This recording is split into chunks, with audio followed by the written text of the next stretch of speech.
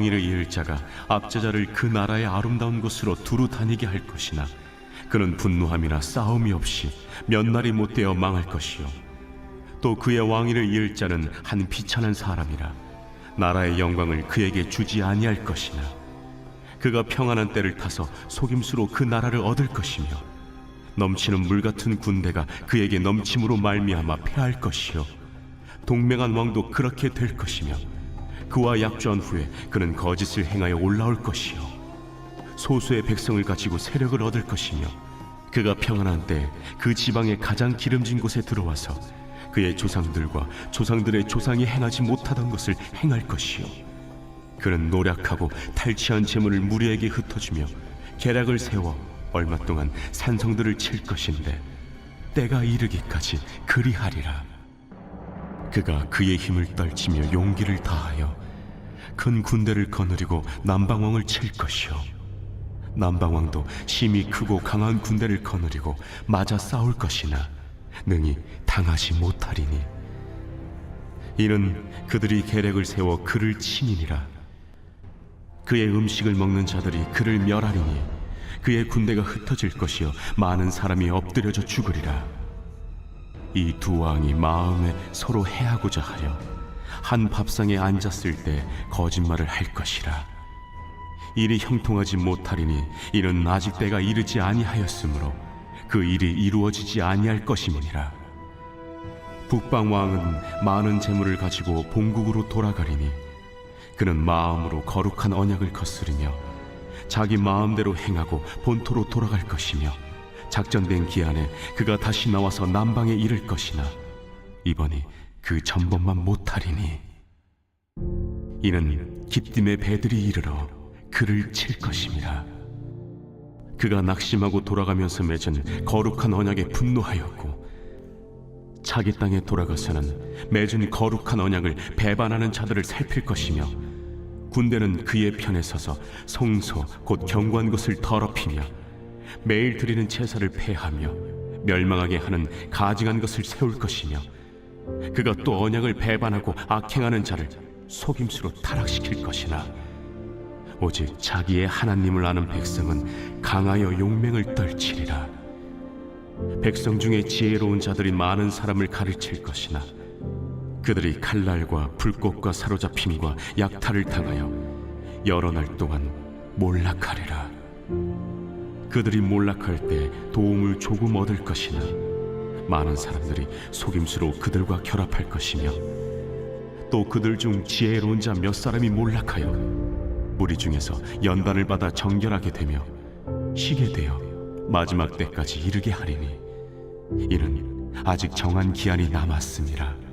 사랑하는 끈끈 여러분, 좋은 아침입니다. 8월 27일 매일 말씀 나누도록 하겠습니다. 오늘 본문은 다니엘 11장 20절부터 35절까지입니다. 계속해서 다니엘은 천사 같은 존재로부터 앞으로 되어질 일들에 대해서 듣습니다. 오늘 본문은 북방 왕에 관한 이야기입니다. 먼저 20절입니다.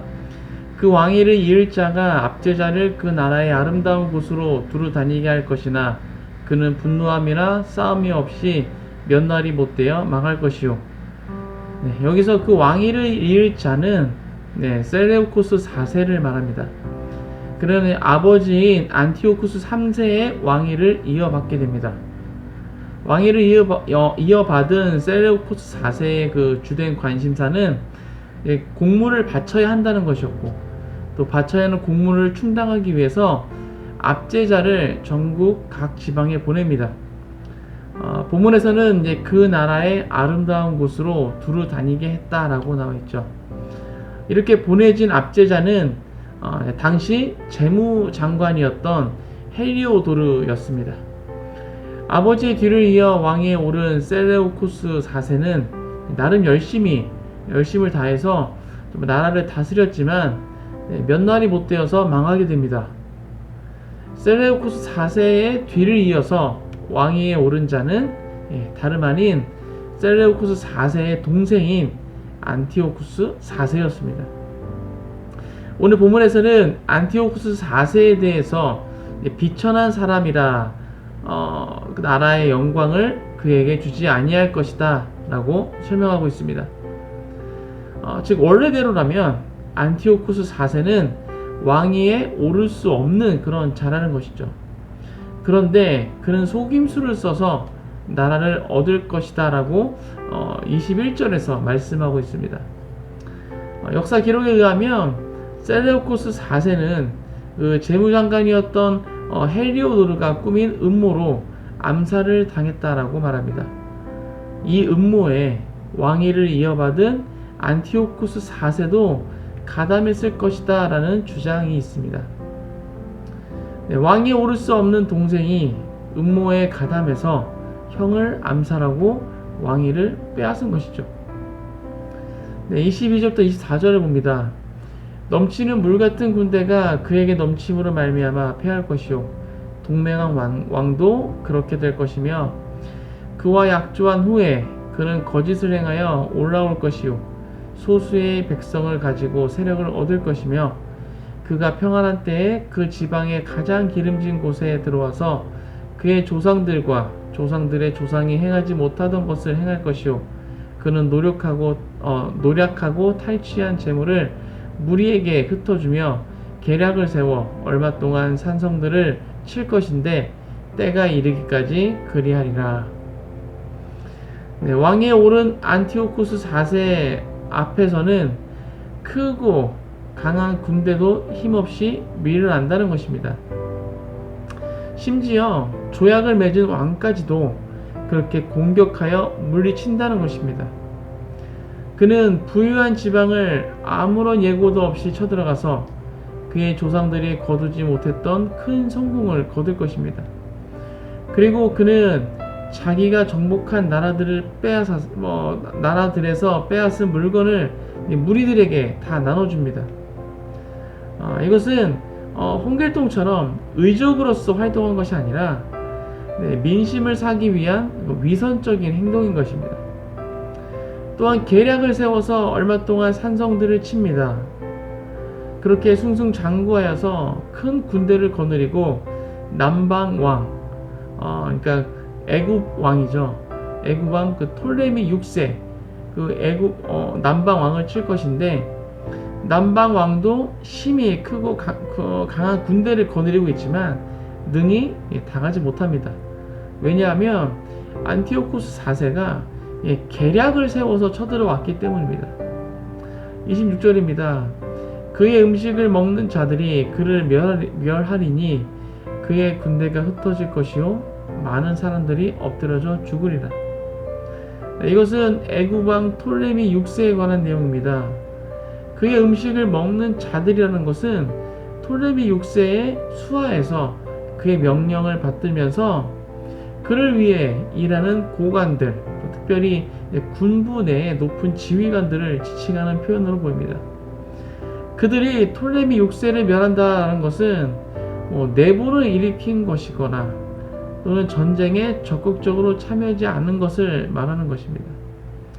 그들이 직접적으로 톨레미 6세를 멸한 것은 아니지만 결과적으로 봤을 때 전쟁을 패전으로 몰아갔다는 점에서 그를 멸한 것이다 라고 표현하고 있는 것이죠.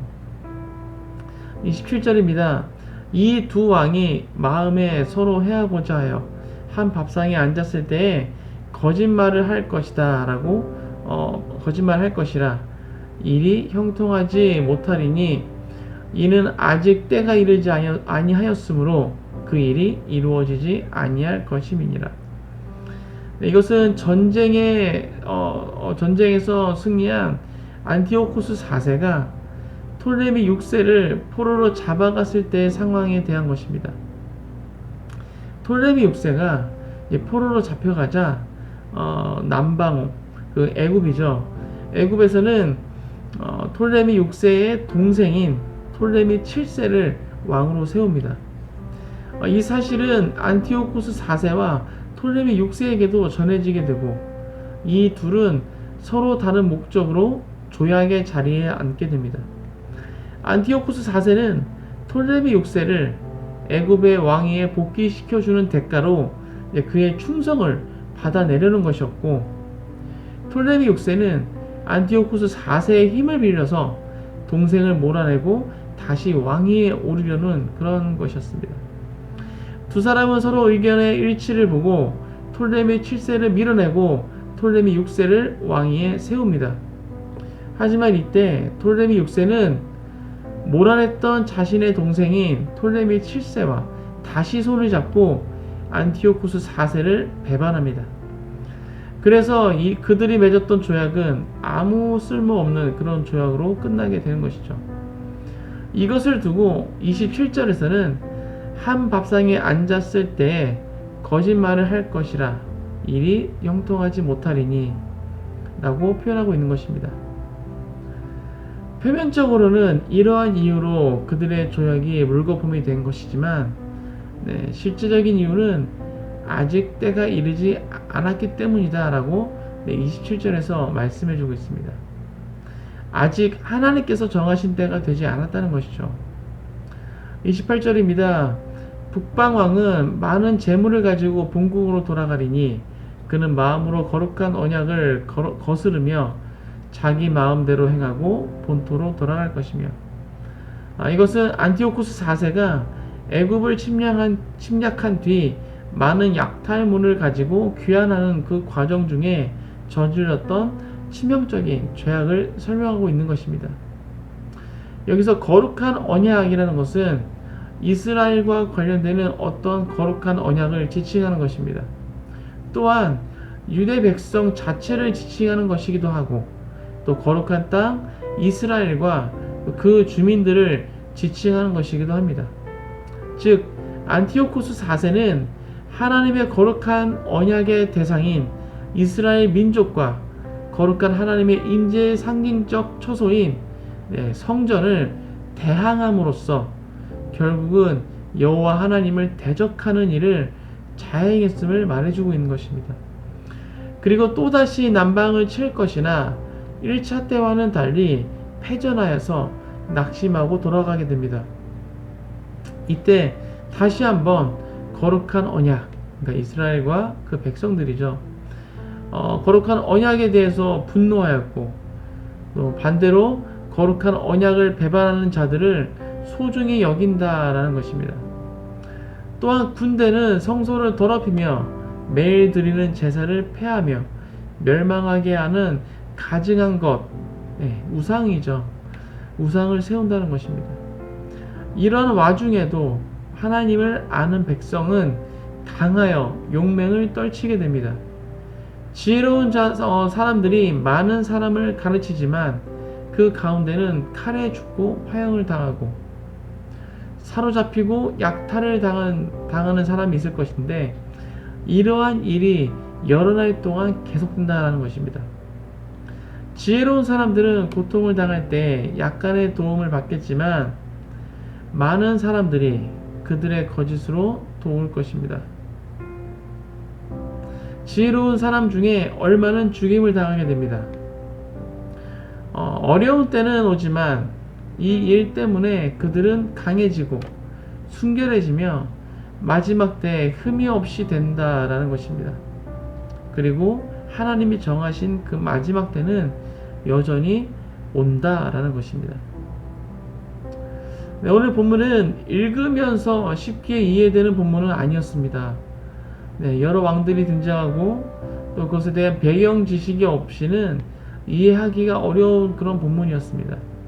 그나마 우리는 성취된 역사를 통해서 이것에 대한 이해를 도울 수 있지만, 다니엘이 이 이야기를 들었을 때는 아직 일어나지 않은 앞으로 되어질 일들이었기 때문에 더욱 이해하기 쉽지 않았을 것 같습니다. 아무튼 오늘 본문에는 여러 왕들이 왕위를 차지하고자 음모를 꾀하고 또 누군가를 죽이고 또 밀어내고 또 조약을 맺었다가 원하는 것을 얻고 나서는 배반하고 정말 인간의 욕망을 채우고자 자신의 모든 것을 쏟는 그런 모습을 확인할 수 있었습니다. 하지만 반복해서 나오는 문장이 있습니다. 때가 이르기까지 그리하리라. 또 아직 때가 이르지 아니하였으므로 그 일이 이루어지지 아니할 것임이니라. 또 이는 아직 정한 기한이 남았습니다. 예, 이 문장들이 무엇을 말해주고 있는 것입니까? 여러 왕들이 제 아무리 용을 쓰고 노력을 해도 그 모든 것은 하나님의 다스림 안에서 허용된 만큼만 이루어진다는 것입니다. 예, 절대로 하나님께서 정하신 기한보다 빨리 이루어질 수도 없고, 절대로 하나님께서 정하신 기한보다 늦춰질 수도 없는 것입니다. 딱 하나님께서 정하신 때에 그것이 일어나는 것이고, 딱 하나님께서 정하신 때까지 그것이 이어져야 하는 것입니다. 네, 우리의 삶도 마찬가지입니다. 우리가 아무리 머리 굴리고 계산하고 용을 써도 하나님의 그 다스림을 피할 수 없고 그것을 넘어설 수도 없는 것입니다. 우리 모두는 하나님의 주권 아래에 있는 줄로 믿습니다. 때로는 힘들고 어려운 시즌을 지나기도 합니다. 그 당시에는 그것이 너무나 힘들고 어려운 시간이 되겠지만, 오늘 본문에서 말씀하는 것처럼 그 일 때문에 강해지고 순결해지며 마지막 때에 흠이 없게 된다는 것입니다. 하나님께서 다스리십니다. 네, 오늘 하루도 이 말씀을 기억하시면서 지금 이 순간에도 하나님께서 다스리고 계심을 믿고 선포하시는 모든 그 습관 되시길 주님의 이름으로 축복합니다. 함께 기도하겠습니다. 하나님, 오늘 함께 또 다니엘 말씀을 나눴습니다. 다니엘이 정말 마지막으로 보고 듣게 되었던 그런 앞으로 되어질 일들에 대해서 함께 나눴습니다. 하나님께서는 이것을 말씀해 주셨고 또한 신실하게 그것을 성취하셨습니다. 우리 이것을 역사적인 그 사실을 토대로 해서 하나님 말씀이 그 예언하셨던 말씀이 하나도 빠짐없이 그대로 성취되었음을 우리 역사를 통해서 그것을 확인하고 있습니다.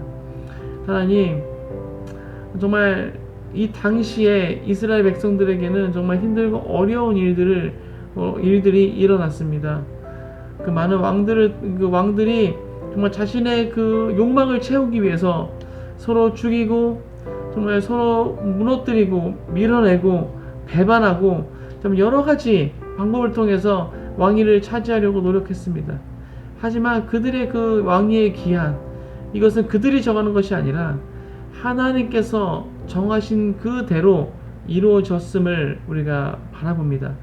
하나님이 정하신 그 기한까지 그것이 이루어졌고 하나님 정하신 때에 그런 모든 것들이 일어나게 되었습니다.